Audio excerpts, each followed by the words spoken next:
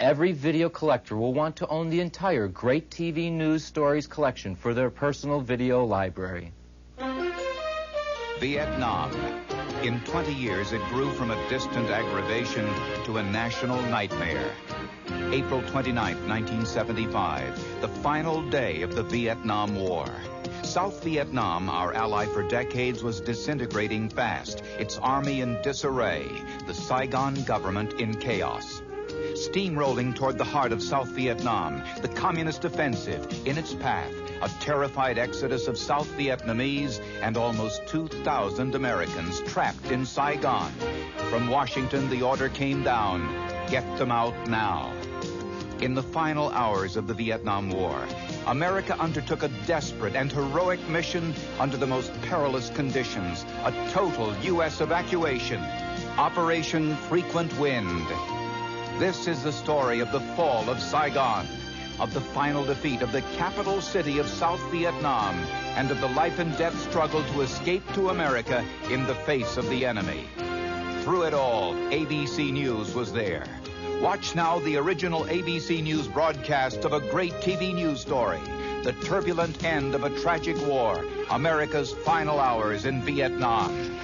Ladies and gentlemen, our ambassador has left, and the evacuation can be said to be completed.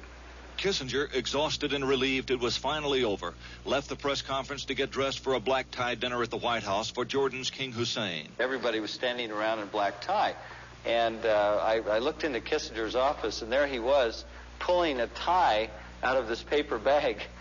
What Kissinger did not know was that 10 Marines, the embassy security force, had not been lifted out. In fact, they had just begun closing down the embassy. As everybody was slapping each other on the back and congratulating one another, word came in that they had overlooked the final perimeter guards around the embassy.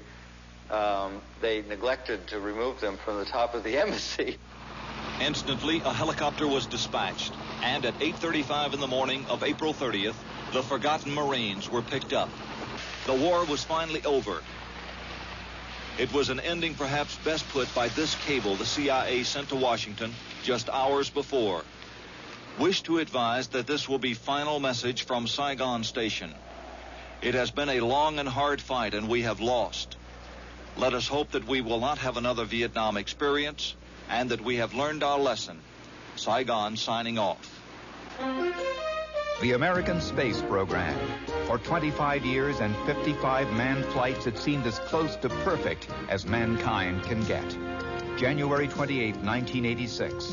7 astronauts, including New Hampshire school teacher Krista McAuliffe, board the Space Shuttle Challenger and rocket toward the heavens.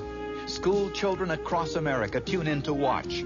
Before the nation's eyes, it happens.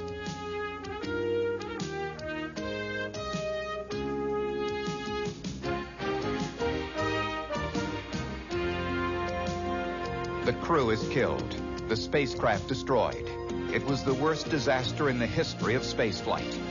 This is a story of the Challenger disaster, of the 7 heroes who died and the nation that mourned them, of the investigation that shook a proud organization to its roots and revealed the flaws that led to tragedy. And finally, it is a story of a dream reborn, America's triumphant return to space. Through it all, ABC News was there.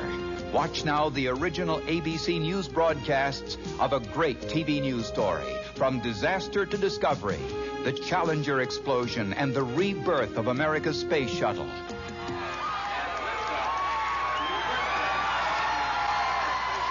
The liftoff appeared flawless. The spectators, including Krista McAuliffe's parents, Grace and Edward Corrigan, watched proudly through tears of joy. 65 seconds into flight, NASA Control orders Commander Scobie to go to full power. Challenger, go with throttle up. Roger, go with throttle up. Suddenly, an explosion. Flight controllers here looking very carefully at the situation.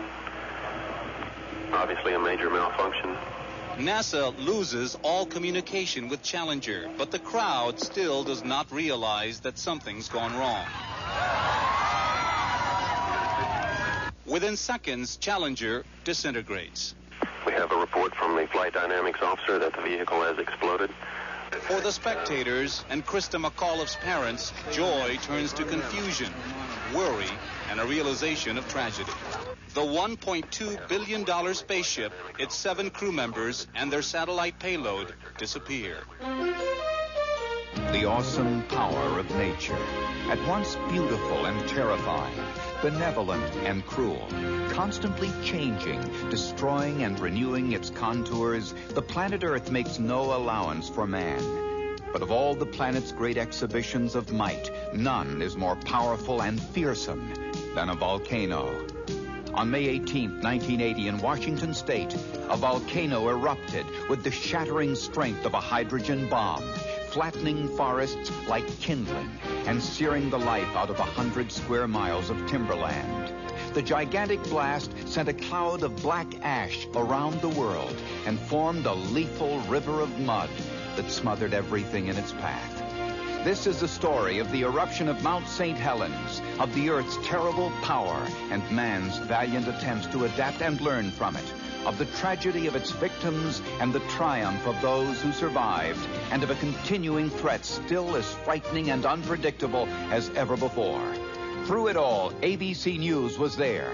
Watch now the original ABC News broadcasts of a great TV news story, Volcano, the eruption of Mount St. Helens. This is how Mount St. Helens looked 2 days before it began erupting, March 27th. A volcano that had been sleeping for 123 years. And this is Mount St. Helens today, after yesterday's massive eruption that blew away 1,200 feet of the top. The thundering explosion was heard 200 miles away and sent tons of mud and molten glass tumbling into the Toutle River. 4 separate walls of water swept downstream, wiping out scores of homes and some lumber camps. Today, the floodwaters are receding and exposing much of the damage that was hidden by the high waters. Near the mouth of the Toutle River, a strange phenomenon appeared this afternoon. It appears to be a steam vent that keeps the water roiling. National Guard and Air Force helicopters are flying search patterns along the valley, looking for the more than 20 persons listed as missing. Even as the search continues, people are still getting into trouble. This afternoon, this pickup truck was driven into mud that covers the highway along the Toutle River. But that's a minor problem. All along the riverbed, trucks and cars were tossed aside like worn-out toys. This was once a major lodging camp of the Weyerhaeuser Corporation. Homes and summer cottages that owners believed were safely tucked back in the forest that lines the river were crushed by the walls of water that hit with almost no warning.